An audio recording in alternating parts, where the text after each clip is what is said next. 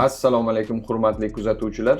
Bugun laboratoriya haqidagi mashhur fikrlarni birga tekshiramiz.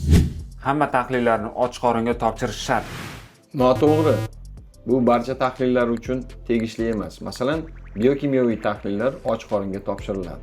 Tahlilga tayyorgarlik natijaga ta'sir qiladi. To'g'ri.